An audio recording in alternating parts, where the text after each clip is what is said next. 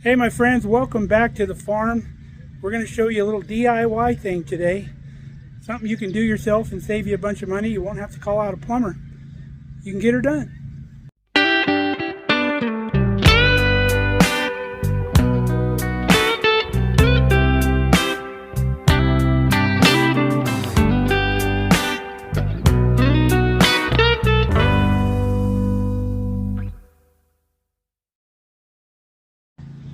So we have a frost-free spigot here on the house, and it's leaking. And these spigots are no different than like the hydrants we have in the yard. This portion right here is not the valve. The valve is situated about 18 inches down inside the house. So it stays nice and cozy warm in there and it doesn't freeze. And that's why they call it a frost-free spigot. So most people would think that's a little complicated and I'm going to have to call a plumber, but it's really not. It couldn't be any more simple. Other than my bees have taken a liking to this fresh water source and they've been coming over here to get their water. So they should be fine. They should be nice and calm because they're not protecting their hive over here or anything like that. So I should be able to mess without getting stung here.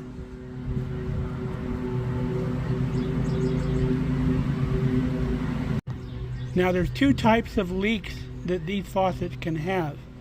See, we're leaking out of where the water actually comes out, which will tell you that the seal back in the valve is leaking.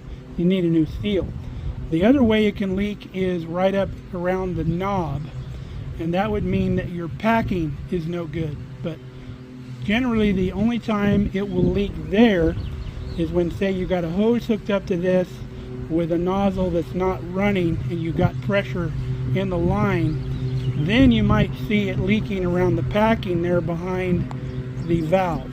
That's not as big of a deal as the leak we have here, because this leak leaks all the time and not just when the valve is on. Now I know our packing is good because we tested it. We put in a hose fitting on the fitting there and closed it off and turn the valve on, and we did not leak around the packing there behind the knob. So we're good there. All we have to do is replace the seat, which is about 18.5 inches into the wall. So all we need for this job is a crescent wrench and a couple screwdrivers. Usually you'd only need one screwdriver, but the reason I gotta have two is because our existing seal in there is most likely gonna have a flathead screw on it, and our new parts here has a Phillips head screw.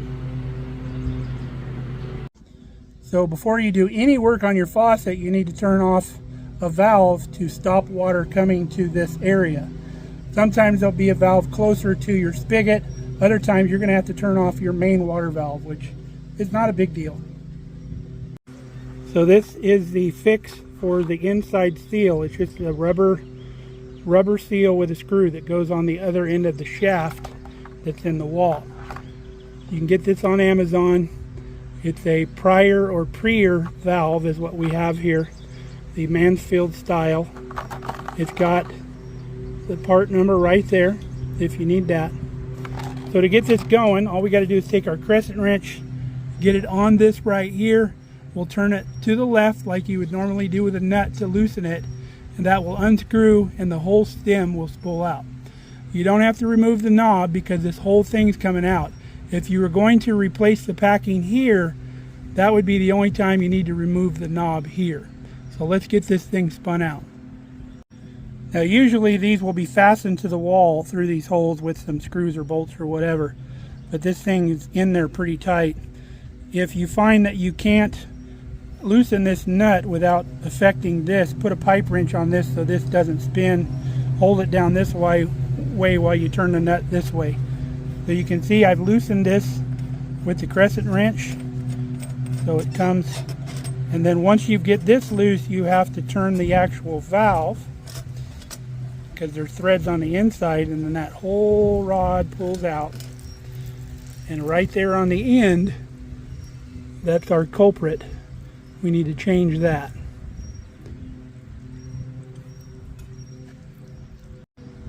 Okay, we removed the old screw and rubber washer, put our new rubber washer and our new screw in. So all we got to do is shove this back into the hole till we reach those threads on the inside, and then you turn it like you're closing the valve.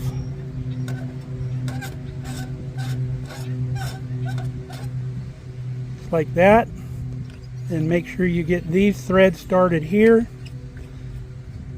Once you get those on, turn your valve the rest of the way closed, because it's not threaded on this, it's threaded in there. So we've got our valve closed. Got everything back together, so all we got left to do is to snug up our packing nut here. If you get it too tight, you won't be able to work your valve. But if you do have a leak here and your packing is still good, you can stop the leak just by tightening this a little bit, and that's the same thing on a regular faucet, even the non-frost free ones. The nut under the handle, if you tighten that, you'll usually fix your leaks on the stem. So let's make sure we can still turn the knob, and we can. Our dripping has stopped. We're going to go turn the main water back on and see if it stays that way. Alright, you can see that our drip has stopped. Sorry girls, you're going to have to find water elsewhere.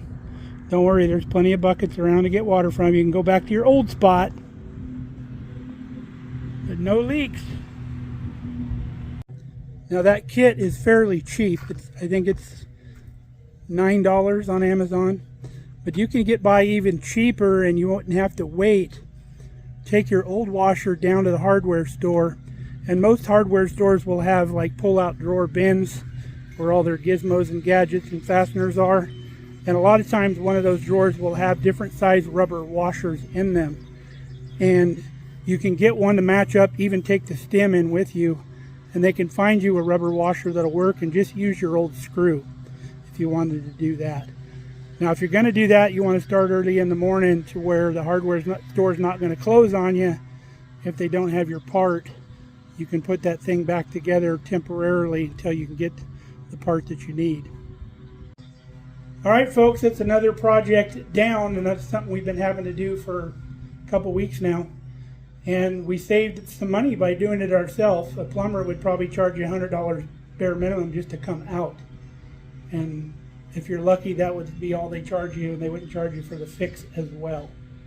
So save yourself a little money. I hope you're confident enough to do it now that you've seen how easy it is to do it yourself, and get her done. So apologize for the noise. Kelly's mowing the lawn, so we had to work through that. So till next time, stay safe, stay healthy. We love you guys. Come back and see us here on the farm.